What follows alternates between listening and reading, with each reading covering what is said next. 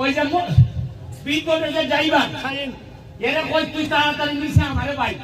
দেখ আর কেউ রইছে নি এ ভাই টান টান দেখতেছি ওই মোবাইল বার হয় মোবাইলটা যেন ভারিত না বুঝে আমার মানুষ মরে আর এ কই মোবাইলটা যেন না বুঝে